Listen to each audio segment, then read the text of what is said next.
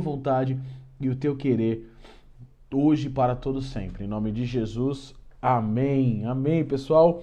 Então nós vamos com a série da vida do apóstolo Paulo.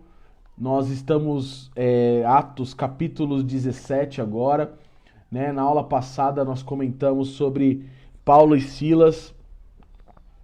Paulo e Silas, eles chegaram na cidade de Troade. Lá eles conheceram o médico Lucas, eles estavam já com Timóteo também, já tinham passado em Listra e tinham conhecido Timóteo, que acompanhou na viagem deles.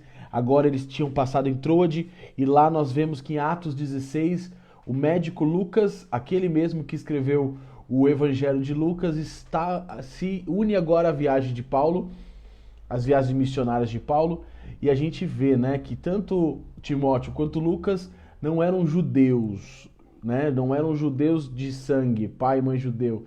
Eles eram gentios que se juntaram à viagem de Paulo, né? Nós falamos que Lucas, além de ser médico, também era historiador, então possivelmente a partir do capítulo 16, Lucas começa a escrever, né, como ele estando ali na viagem junto com Paulo, junto com Paulo, Silas e Timóteo, né? E a gente vê que lá no capítulo 16 Paulo cura uma mulher adivinhadora também, expulsando o demônio dela, e por causa disso Paulo e Silas são lançados na prisão, né, sem julgamento nenhum, apenas foram lançados na prisão porque a jovem adivinhadora era um ganha-pão, ganha-pão assim, né? Ela era explorada por senhores para ganhar dinheiro através das revelações dela. E Paulo foi lá e expulsou o demônio dela, porque ela ficou atormentando muito o demônio, expulsou o demônio dela e eles foram presos. E lá eles foram presos no cárcere e eles ficaram lá e louvaram ao Senhor, e perto da meia-noite eles estavam cantando louvores e teve um terremoto e aí por fim a prisão se abriu e eles foram soltos, né? E no dia seguinte eles declararam para aquelas pessoas que eles eram cidadãos romanos, tinham a cidadania romana, tanto Paulo quanto Silas tinham a cidadania romana, e eles ficaram com medo, né? Ficaram com medo porque julgar um cidadão romano, condenar um cidadão romano sem julgamento naquela época era uma coisa terrível, né?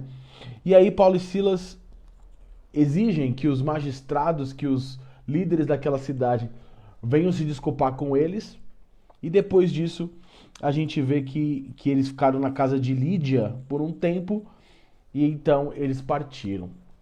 Provavelmente a gente vê no capítulo 17, provavelmente Lucas e Timóteo acabaram ficando na cidade, na casa de Lídia, porque ali começou a se formar uma igreja, né? Ali Lídia e a sua família foi a primeira família gentia ali da Europa que aceitou Jesus, e aí provavelmente Lucas e Timóteo ficaram ali para poder ajudar. A gente percebe porque a gente vê no capítulo 17 Paulo e Silas apenas sozinhos aqui, né? Lucas escreveu provavelmente depois, mas vê os dois sozinhos aqui, né?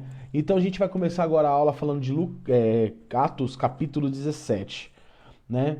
Aí a gente vê aqui Paulo e Silas viajando, tendo passado por Anfípolis e Apolônia, chegaram a Tessalônica. Então provavelmente aqui foi que Paulo escreveu a carta de Tessalonicenses para essa igreja, onde havia uma sinagoga dos judeus nas Tessalônicas. Atos capítulo 17, verso 1. Versículo 2. Paulo, segundo o seu costume, ou seja, era costume de Paulo sempre procurar uma sinagoga, sempre procurar um lugar para adorar, sempre era costume dele de procurar algo para poder adorar o Senhor. Então, Paulo, segundo o seu costume, foi procurá-los e por 3 sábados arrazoou com eles acerca das Escrituras. Arrazoou significa discutiu com eles acerca das Escrituras, né? Então primeira coisa que Paulo chegava numa cidade era procurar uma sinagoga para poder anunciar a palavra. O desejo do apóstolo Paulo, a missão dele de anunciar a palavra onde que ele estivesse, onde ele chegasse. Então a primeira coisa que ele fazia era procurar uma sinagoga, segundo o seu costume, né? E aí traz uma lição muito importante pra gente, né? Qual que é o nosso costume em relação a Deus? Qual que é o nosso costume em relação à palavra, em relação ao Senhor, em relação à intimidade que nós temos com Deus? Qual que é o nosso costume? Né? Nós temos que ter uma rotina, sim, de busca, de intercessão, de intimidade com Deus. Quando a gente não tem um costume, quando a gente não tem essa rotina, acaba ficando tudo ruim, acaba ficando tudo incerto. Se você não tem uma rotina de leitura da palavra, de oração, de jejum, de intimidade com Deus, meu irmão, você está precisando disso. Você está precisando fazer igual Paulo, como era de costume. Quem não tem o costume, nós precisamos criar isso, o poder do hábito, né, para se tornar um hábito em nós. Tem gente que fala, eu não consigo ler a Bíblia, é muito difícil orar. Cara, mas quanto tempo que você já tentou fazer isso, né? Quanto tempo que você se programou para fazer tudo isso? Às vezes a gente faz 2, 3, 4 dias, tenta ir e não consegue e a gente desiste. Então tem que ser um costume. Tem que ser um costume você ter esse relacionamento com Deus, de leitura da palavra. Tem que ser costume seu. Tem que ser costume. Porque se não for um costume, vai cair na mesmice, vai cair no esquecimento. Né? A pergunta que eu faço é, qual o seu costume? Qual que é o seu costume? E a gente tem que analisar isso. Porque através do nosso costume, da nossa intercessão e da nossa constância, é que a gente vai se achegar a Deus. Não adianta. Não tem como você se achegar a Deus de uma vez por semana, uma vez por mês, né? Só nos cultos. A sua vida tem que ter uma rotina. O apóstolo Paulo tinha uma rotina aqui, ó. Ele dizia assim, ó: Paulo, segundo seu costume, foi procurá-los por 3 sábados e arrasou com eles acerca das Escrituras. Aí no 3, expondo e demonstrando ter sido necessário que o Cristo padecesse e ressurgisse dentre os mortos, e esse dizia, ele é o Cristo, Jesus que eu vos anuncio. Então a gente vê que era costume de Paulo falar da ressurreição, da morte e ressurreição de Cristo. Era costume de Paulo usar isso, né? E quantos de nós não temos esse costume de falar da ressurreição e do amor de Cristo? Às vezes a gente pega um ônibus com a mesma pessoa todo dia, e nunca falou de Jesus para ela. Né? A Bíblia fala, ide pelo mundo e anunciai o Evangelho, pregai o Evangelho. Só que não está sendo costume da igreja fazer isso. Nós não conseguimos ter esse costume de anunciar. Então que eu e você possamos fazer igual Paulo. Que a primeira coisa que a gente faça é procurar alguém para falar do amor de Cristo. E ele procurava alguém para falar do amor de Cristo. Ele procurava alguém. Ele procurava o lugar para falar do amor de Cristo, para discutir as Escrituras e expor o amor de Cristo. Porque aquelas pessoas precisavam, era a missão dele. Era a missão dele. Era a missão do apóstolo Paulo pregar o Evangelho e o amor. E é minha e a sua missão também. E é por isso que a gente tem que se esforçar e falar do amor de Cristo para onde a gente for. Amém? E aí, no versículo 4, acontecia sempre algumas coisas, né? Ó, no versículo 4, alguns deles foram persuadidos e unidos a Paulo e Silas, ou seja, a palavra penetrou com eles, bem como numerosa multidão de gregos piedosos e muitas distintas mulheres. Então a palavra começou a fazer o efeito ali naquela cidade de Tessalônica onde eles estavam. Então muitas pessoas, né, foram persuadidos e unidos a Paulo e Silas, ou seja, fizeram com que aquela palavra chegasse aos confins. E aí, muito numerosa multidão de gregos. Então aqui nós vemos em Tessalônica, uma cidade grega, gregos estavam se unindo, estavam sendo impactados Gregos, numerosa multidão de gregos estavam sendo impactados. É como eu já tinha falado numa das aulas, o apóstolo Paulo, quando ele pregava o verdadeiro evangelho. Por pregar o verdadeiro evangelho, quem dava o crescimento é Deus. É Deus que dá o crescimento. A gente tem que se preocupar em quê? Independente de quem for, eu pregar o evangelho. E, cara, pregar para grego, falando dessas coisas para grego, o pessoal da Grécia tinha vários, tem ainda, né? Tem vários deuses em que eles acreditam. Eles não acreditam em 1, 2, 3 deuses, eles acreditam em vários deuses, né? Então são várias crenças, Deus para tudo, né? Tem o Deus do mar, Deus da guerra, Deus não sei o quê. Então a palavra foi tão impactante para eles que eles começaram a se unir, né? Multidões de gregos piedosos e muitas distintas mulheres, ou seja, mulheres distintas. Mulheres da alta sociedade começaram a ouvir e falar, olha, essa é a palavra verdadeira. E aí, no versículo 5, como em todas as sinagogas que o apóstolo Paulo pregava, como todo lugar, começou a perseguição. A perseguição através dos próprios judeus. Olha lá, os judeus, porém, movidos de inveja. Porque eu imagino aquela sinagoga, né? Era uma sinagoga judia, numa cidade gentia, Tessalônica, e aqueles judeus pregando, falando da palavra, mas, sabe, vazios por dentro, e aquilo lá não enchia, aquilo lá não vinha muitas pessoas, e do nada chega alguém de fora, judeu também, anunciando um Cristo, e as pessoas, multidões, trazendo multidões de gregos. Os caras ficaram com inveja, a Bíblia diz. Os judeus, porém, movidos de inveja, trazendo consigo alguns homens maus.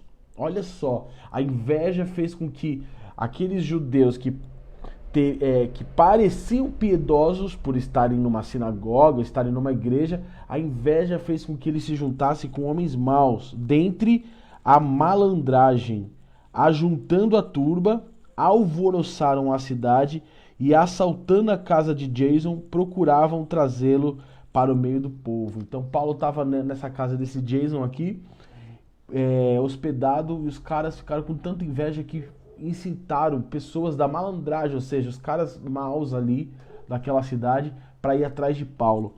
Para poder trazê-los para o meio do povo.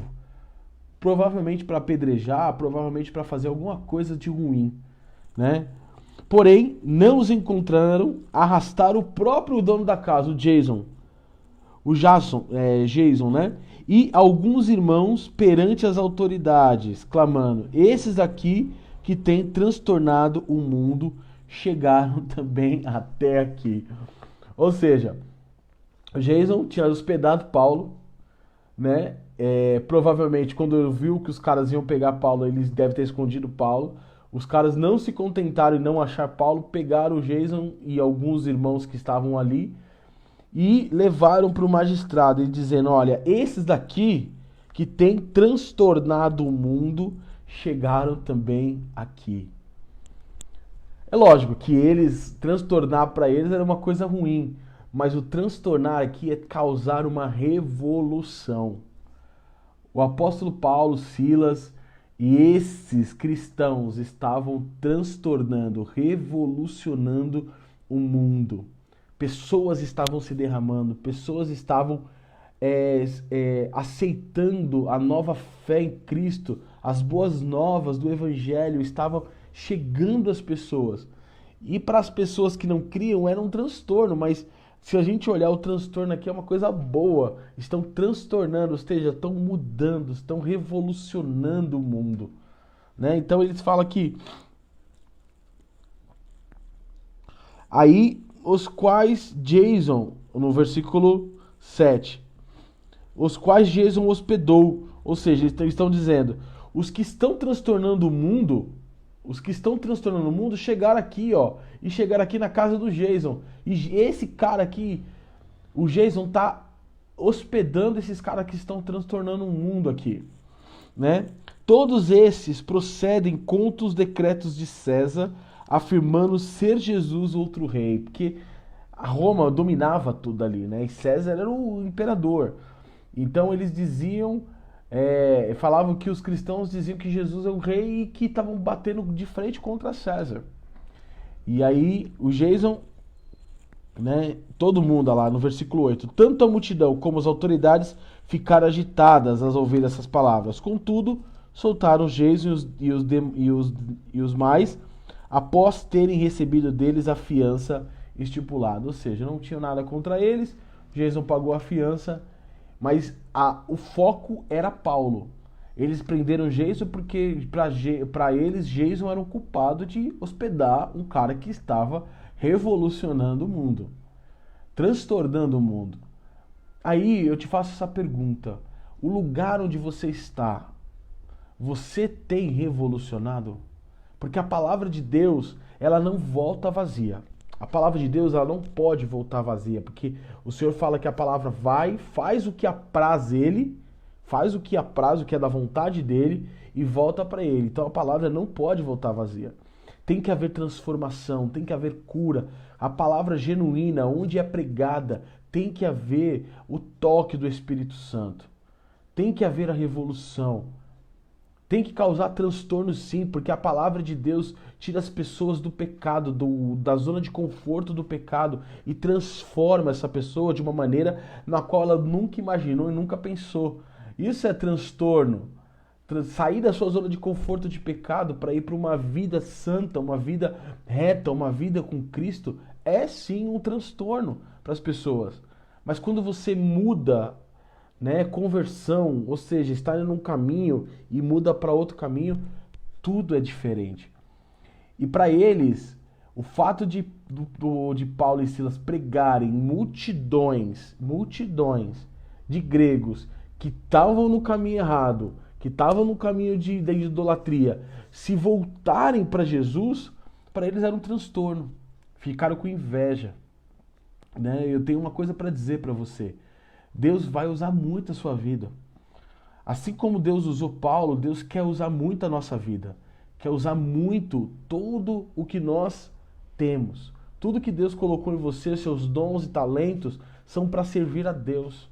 E o apóstolo Paulo entendia isso. Aqui no capítulo 17 ele faz isso. Onde ele chega, ele faz o propósito de Deus. Eu quero te perguntar, aonde você chega, você está fazendo o que Deus mandou fazer? Você está fazendo? Ou você tem ouvido a voz de Deus para onde você chegar, você fazer a vontade dele? Você fazer o que Deus deseja que você faça? Você está, assim como Paulo, entendendo qual é o seu chamado e para que você foi chamado? Está anunciando o evangelho? É isso que nós temos que fazer. Vai haver perseguições, vai haver lutas, vai. Mas Cristo é maior do que tudo isso. Cristo é maior. Então Paulo ali começou a ficar ameaçado. Paulo começou a ficar ameaçado ali. Isso significa o quê? Que as pessoas, apesar de terem soltado Jason por causa da fiança, Jason e os amigos, começaram a procurar Paulo. Aí no versículo 10 ele diz: e logo durante a noite os irmãos enviaram Paulo e Silas para Bereia. Ou seja, Paulo, não dá para você ficar aqui, tá bom? Você iniciou uma igreja, você iniciou uma coisa aqui. Os irmãos, ou seja, nós vamos tomar conta disso aqui, né? Enviaram os Paulo e Silas para Bereia, que é próximo dali. E ali chegado, dirigindo-se à sinagoga dos judeus. Ó, Paulo fazendo de novo o que foi chamado para fazer. Isso era a vida dele, isso era o propósito dele. Deus deu uma missão para ele e a missão ele encarou ele viu que era um propósito de vida. Ele não sabia viver de outra maneira, ele tinha que viver aquilo que Deus falou para ele fazer. A sua vida só vai ter propósito quando você fizer o que Deus te chamou para fazer. Sem isso, a nossa vida não tem propósito. Sem isso, você não enfrenta as coisas que tem que enfrentar. Sem propósito, você não tem forças para conseguir chegar onde tem que chegar. E o apóstolo Paulo sabia disso. Então Paulo e Silas foram para Bereia. Você pode perceber, ó, Paulo e Silas. Então provavelmente Lucas e Timóteo não estavam aqui com eles. Eles deviam ter ficado lá na casa de Lídia, arrumando toda a igreja lá. E aí eles chegaram nas sinagogas. De novo, Paulo. Aí no versículo 11. Ora, estes de Bereia eram mais nobres que os de Tessalônica. Ou seja, eram mais nobres, ou seja, mais grana, né? Que os de Tessalônicas. E também porque eram nobres de nobreza, né? Nobreza, de ouvir, ó. Pois receberam a palavra com toda avidez, examinando as escrituras todos os dias para ver se as coisas eram de fato assim. Esse povo de Bereia tinha uma nobreza de coração. Não só em dinheiro, mas tinha uma nobreza de coração. Porque eles eram ávidos. O que é uma pessoa ávida? Uma pessoa ávida é uma pessoa que ela recebe algo e ela fica estupefada, ela fica maravilhada com aquilo até descobrir a verdade daquilo. Então eles recebiam a palavra com toda avidez. Você percebia a vontade das pessoas. Percebia a vontade dos bereanos em receber aquilo. Eles estavam sedentos, eles estavam carentes de uma palavra, eles estavam carentes do verdadeiro evangelho. E eles recebiam a palavra, mas a avidez não fazia eles acreditarem em qualquer coisa. Hoje as pessoas, elas estão ávidas por querer sair dos seus problemas, por querer achar uma solução, porém elas acreditam em qualquer coisa. Aquilo que o coração delas clama, elas acreditam. O que os bereanos faziam? Eles examinavam as escrituras para ver se o que Paulo estava falando, Paulo e Silas estavam falando, era de fato aquilo que as escrituras ensinavam. Não adianta, meu irmão, a gente por vento de doutrinas, por doutrinas que vão afagar o nosso coração, deixar nosso coração na zona de conforto. Por mais que a pessoa, você esteja ávido pela palavra. Primeiro, isso é uma coisa muito importante, avidez pela palavra. Tem gente que passa 1, 2, 3, 4 semanas sem olhar a Bíblia, sem ler, sem pesquisar. Não tem avidez, ou seja, não tem vontade, não quer descobrir, não quer aprender, sabe? Quer viver na mesmice, quer viver de palavras dos outros. Meu irmão, deixa eu te falar uma coisa. Deus tem uma experiência para você na palavra. Deus tem uma experiência para mim na palavra. Ele não quer que você viva do que os outros falam. Ele quer que você viva do que você tem de experiência com Ele na palavra. Ele quer que você pare de ficar repetindo o que os outros dizem e Ele quer falar direto ao seu coração, para que você tenha o que falar de uma experiência própria com Ele. Não de uma experiência dos outros, contar experiências dos outros. Quantas vezes eu já vi pessoas contando testemunhos de outras pessoas, não que não seja, não que não possa, é lógico que você pode contar o testemunho de um irmão, mas cadê a sua experiência pessoal com Deus para você contar? Cadê a sua experiência pessoal com o Salvador, com Cristo? Cadê? Muitas vezes não temos essa experiência porque buscamos coisas extraordinárias, coisas que, eu quero ver o mar se abrir. Cara, a melhor maneira de você ter uma comunhão com Deus é isso aqui, ó, é a palavra de Deus. Qual que é a sua avidez? Qual que é a sua vontade pela palavra? Diga para mim, diga para o Espírito Santo, qual que é a sua vontade? Às vezes, talvez não seja nenhuma. Talvez você não tenha vontade de pegar a Bíblia, não tenha vontade de aprender, não tenha vontade de fazer nada, mas o Espírito Santo, Ele quer colocar essa vontade no seu coração. Ele quer que você aprenda mais dele. Para aprender de Deus é somente pela palavra e através da intimidade no lugar secreto. Mas você precisa se colocar diante do Senhor e dizer, Senhor, ser real com Ele. Senhor, eu não tenho vontade de estudar a palavra, eu não tenho vontade de ler, mas eu quero que o Senhor coloque essa vontade em mim, essa avidez, esse desejo pela palavra. E não só tem esse desejo, mas também pesquise, estude. Os bereanos, eles ouviam as escrituras e eles examinavam todos os dias. Lê lá comigo no versículo 11, ó. Examinando as escrituras todos os dias, para ver se as coisas eram de fato assim. Sabe o que falta? É isso. As pessoas analisarem as escrituras todos os dias, para ver se de fato as coisas são como as pessoas estão falando. Isso é o maior defeito que nós temos, de não examinar as escrituras para decisões, não examinar as escrituras quando a gente ouve uma palavra. Será que ele está falando é sério? Então, você acredita em todo mundo? Você acredita? Tem cristão que acredita em todo mundo. Você leva uma pregação XYZ, todo mundo está certo. Todo mundo está certo, mas não para ver se é isso mesmo. A palavra diz isso mesmo. Os bereanos, eles eram ávidos pela palavra, mas eles não se deixavam enganar. Então não adianta ter vontade pela palavra, mas ser deixado enganado por heresias. A gente tem visto muitas heresias sendo pregadas por aí, gente. E as pessoas acreditando, as pessoas acreditando de todas as maneiras, né? Dizendo que Deus não tem controle de tudo. E a palavra de Deus fala que Ele é soberano. Soberano, gente. A palavra soberano significa acima de tudo. Controle geral, soberano. Como que Ele não tem controle de tudo, gente? Mas as pessoas olham isso, que legal, que bonito, a forma como foi dita. Aí quando você vê, você está sendo enganado por vento de doutrinas. Doutrinas, sabe, que pervertem a palavra, tiram a potência, o poder, a soberania, a majestade de Deus. Mas por quê? Porque não examinamos as escrituras. Não olhamos as escrituras, não pegamos e...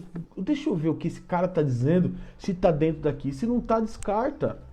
Tudo que não está escrito aqui na palavra, Deus, olha, eu vou falar uma coisa para vocês. Deus ainda fala hoje, mas Ele nunca fala coisas que contrariam a palavra dele. Nunca Ele fala coisas que contrariam a palavra dele. Então nós precisamos entender que o Espírito Santo de Deus ainda fala. Porém, tudo que Ele falar para você no seu coração vai estar confirmado aqui. E era o que os bereanos faziam. Apóstolo Paulo estava pregando, opa, que legal, que maravilha isso. Mas deixa eu olhar para ver se está tudo certo isso daqui. Deixa eu olhar para ver se está tudo certo. Samuel, abaixa aí. Deixa eu olhar para ver se está tudo certo. Se está dentro do que a palavra ensina, do que as escrituras ensinam.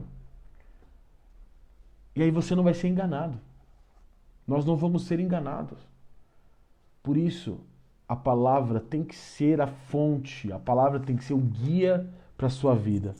Né? E aí no versículo 12. Com isso, muitos deles creram, porque o que Paulo falava era verdade. Eles olhavam as escrituras e viam que o que Paulo estava falando estava escrito na escritura. Então eles criam.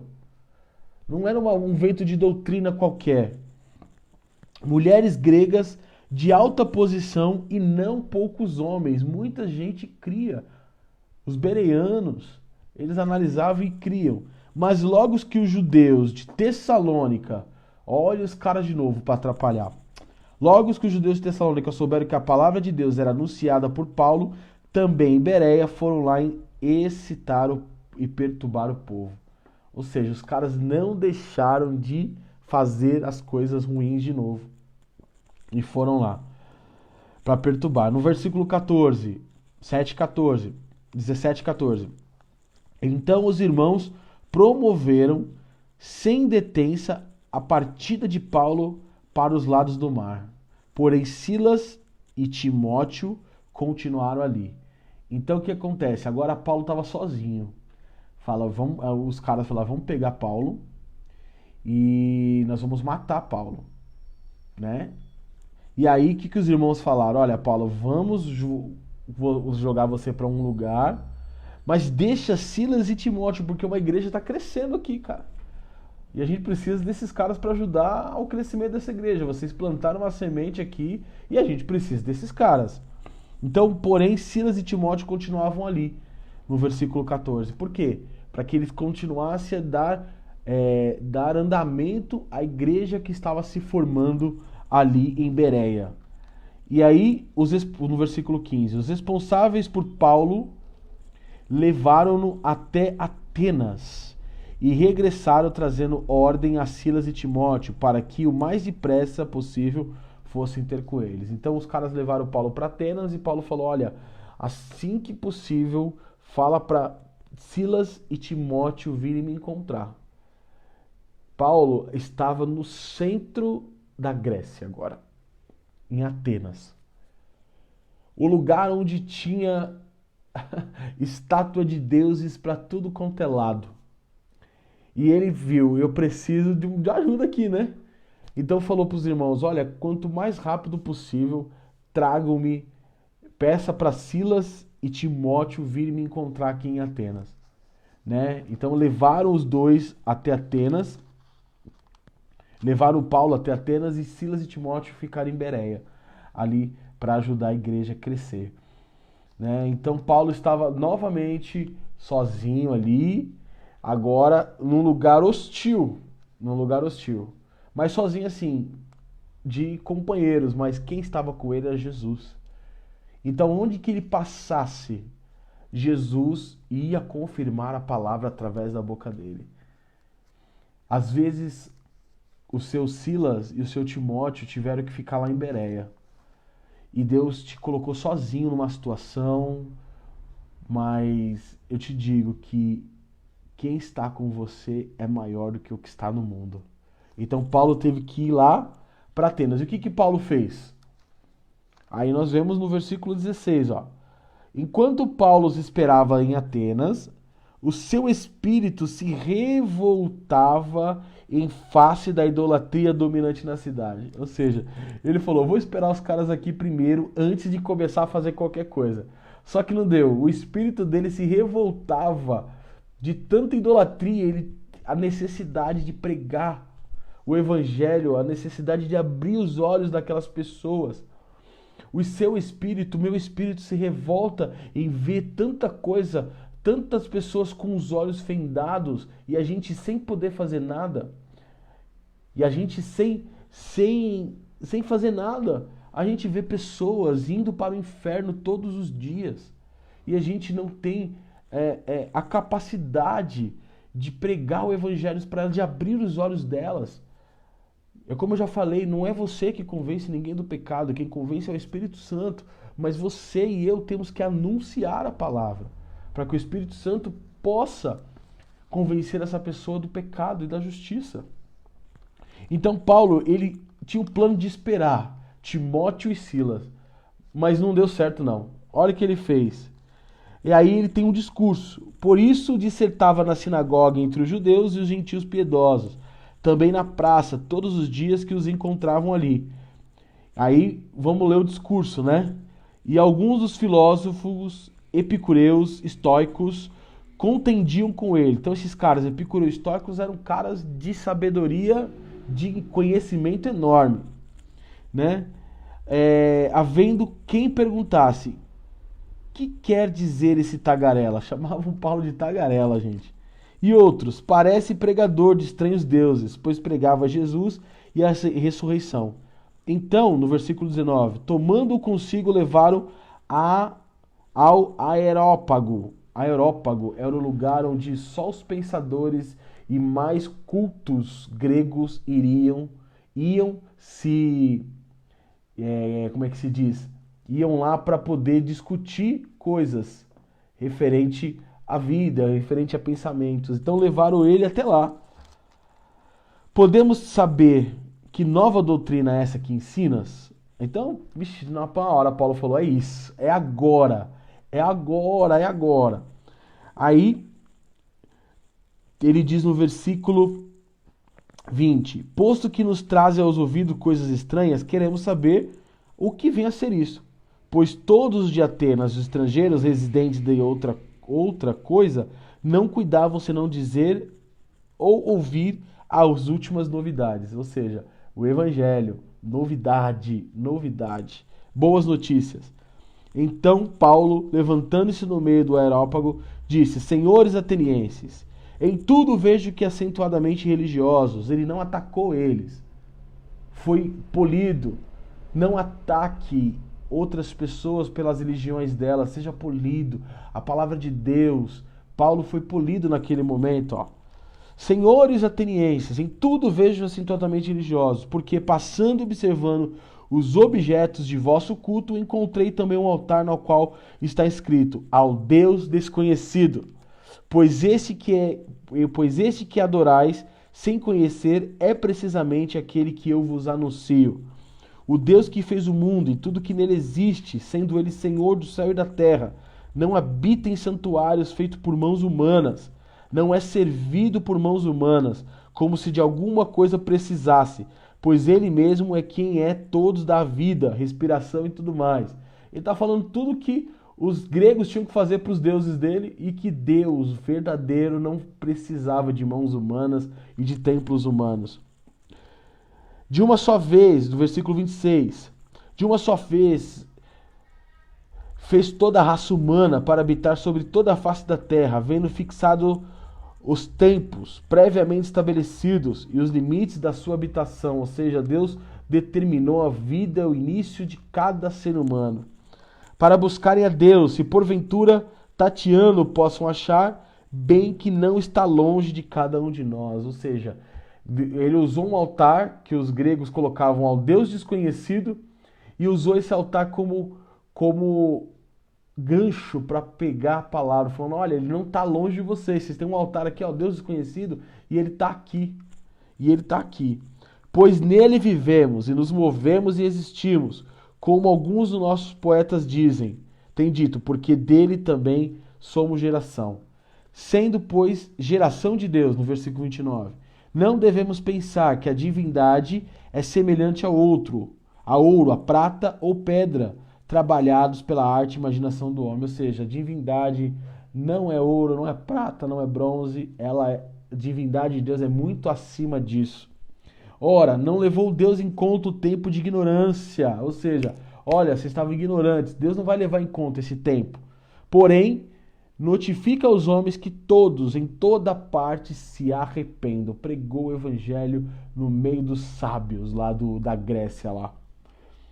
Porque estabeleceu um dia em que há de julgar o mundo com justiça, por meio de um varão que destinou e acreditou diante de nós, ressuscitando-o dentre os mortos. Então ele pregou o evangelho completo, falou o erro deles, falou do evangelho, falou da possibilidade de arrependimento, de que Deus estava ali perto deles e que Jesus ressuscitou dos mortos.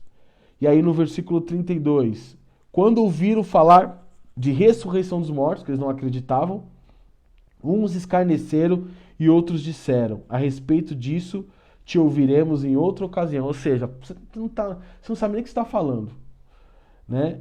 Não sabe nem o que está falando. A essa altura, Paulo se retirou do meio deles, falando: eu acho que não deu certo a pregação aqui.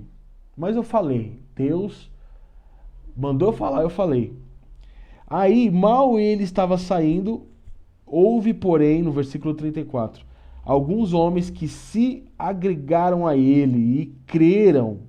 Entre eles estava Dionísio, o Areopagita, que era o cara ali que cuidava do lugar onde eles estavam, e uma mulher chamada Damares, e com eles outros mais. Ou seja, quando ele pensava que a palavra provavelmente não tinha alcançado ninguém, do nada surgem esses dois aqui, mais algumas pessoas que creram. Então continue pregando. Continue falando do amor de Cristo. Por mais que pareça que as pessoas não acreditem, uma hora o Espírito Santo vai trazer o crescimento. Uma hora o Espírito Santo vai trazer isso. E é importante a gente continuar. Assim como o apóstolo Paulo continuou. Ele continuou, pregou. Sozinho ele estava lá, no meio de um monte de gente, desses sábios gregos. Desses sábios que achavam que sabiam de tudo. Paulo humildemente confrontou eles com a verdade, trazendo: olha, essa é a verdade, nua e crua, tome. Porque Deus não precisa de ouro, prata, não precisa nada disso. Ele é uma divindade, ele é Deus, né? Não precisa que ninguém faça isso. Então que eu e você possamos tirar essa lição com o apóstolo Paulo. Que eu e você possamos continuar pregando o evangelho, tempo fora de tempo. E que as nossas vidas sejam uma pregação do evangelho aonde a gente for. Então aqui nós encerramos o capítulo 17 com o apóstolo Paulo sozinho em Atenas, porém fazendo a vontade de Deus. Tendo pessoas ou não tendo pessoas, ele sabia para que foi chamado. Ele achou que ele ia esperar Timóteo e Silas chegar, porém Deus já tinha uma outra missão para ele ali e ele falou da palavra de Deus e muitos creram ali mesmo em Atenas, que era o berço da Grécia, Atenas capital ali, cheia de deuses. Mesmo assim, Paulo foi usado pelo poder de Deus ali. Então faça como Paulo, faça como os bereanos, estude a palavra, leia a palavra, examine a palavra, não acredite em tudo que te falam e continue pregando o evangelho. Continue anunciando a verdade. E tenha experiências você com Deus, para que as verdades anunciadas tenham um impacto profundo nas pessoas com que você vai falar do evangelho. Amém? Vamos orar?